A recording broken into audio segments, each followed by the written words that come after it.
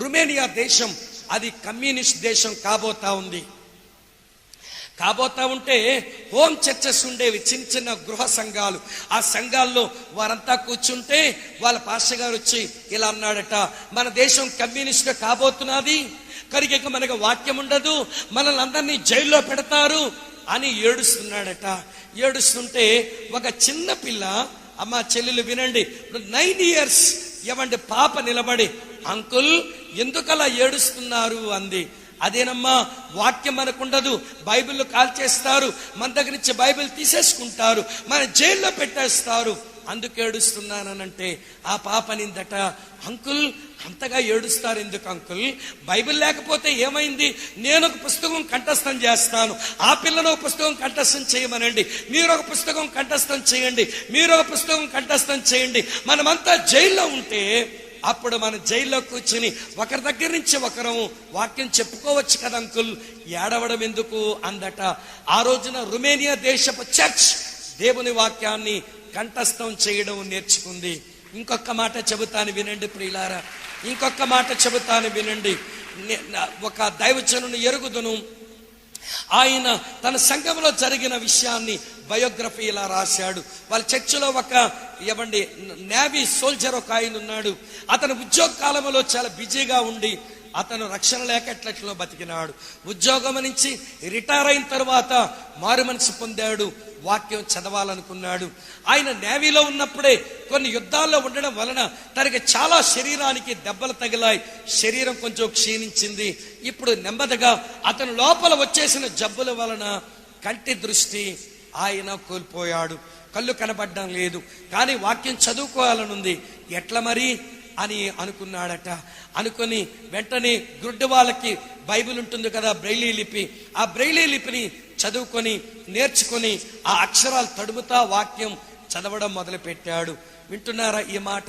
ఎప్పుడైతే ఆయన చేతులతో తడుముతూ వాక్యం చదువుతున్నాడో ఈ చేతులు కూడా స్పర్శపోయింది తన శరీరం ఉన్న జబ్బు వలన. ఇప్పుడు ఎట్లా, నేను ఎలాగ వాక్యం చదవగలను అని అనుకున్నాడట. చేతులకి స్పర్శపోయింది. ఆలోచిస్తూ ఉంటే పెదాలకి ఏదో కొంచెం స్పర్శ ఉంది. ఆ పెదాలతో ఈ బైబిల్ ఇట్లా పెట్టుకొని బ్రెయిలీ లిపి ఆ అక్షరాలు తడుముతా బైబిల్ చదువుకోవడం మొదలు పెట్టాడు.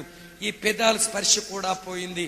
ఇక ఎలా చదువుకోను, నేను చదవవలసిన వయసులో చదవలేకపోయాను, ఇప్పుడు వాక్యం చదవాలనుంది, నేను వాక్యం నాకు కావాలి అని ఆలోచిస్తూ ఉంటే నాలిక ఆ పైన టిప్ మీద కొంచెం స్పర్శ ఉందట. అక్షరాలు నాలికతో తడుముతా ఉన్నాడు. ప్రియులారా వినండి, అలా నాలుగుతో తడుముతూ అతని బైబిల్ని 4 సార్లు చదివాడు.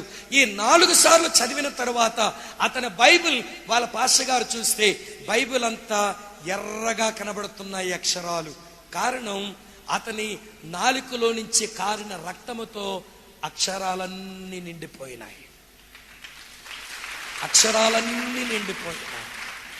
ప్రియ చెల్లి, తమ్ముడు, అన్న, ఈ రోజున దేవుని వాక్యం మనకు కనబడుతున్నది, మనకు వినబడుతుంది, అనేక మంది చెబుతున్నారు, చదవడానికి ఈ రోజున శ్రద్ధ లేని వారం అయిపోయినాం.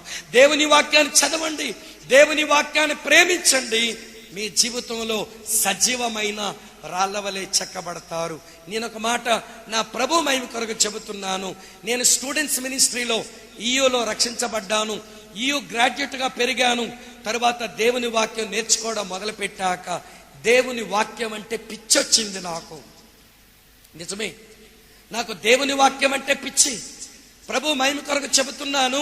నన్ను ఇక్కడ నిలబెట్టి నేను కొన్ని పుస్తకాలు చెబుతాను, ఆ పుస్తకాలని చెప్పండి స్వామన్న అంటే నేను నిలబడి ఇట్లనే బైబిల్ లేకుండా వెర్స్ బై వెర్స్ ఎక్కడా ఒక వచనం తప్పకుండా చెబుతాను.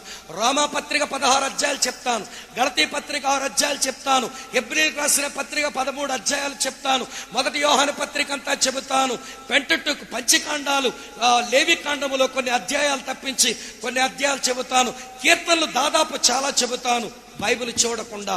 కారణం ఏంటో తెలుసా? నాకు తెలుసు ఈ వాక్యమే నన్ను జీవింపచేస్తుంది అని. వాక్యమును ప్రేమించడం అది నాకు చేతనైంది. మా చర్చిలో కూడా ఇదే పోటీ.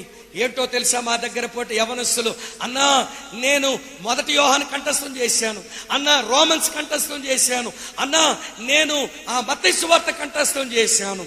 తమ్ముడు వినండి, దేవుని వాక్యాన్ని చదవండి, దేవుని వాక్యాన్ని జ్ఞాపకం పెట్టుకోండి.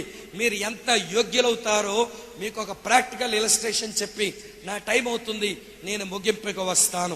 జాగ్రత్తగా వినండి.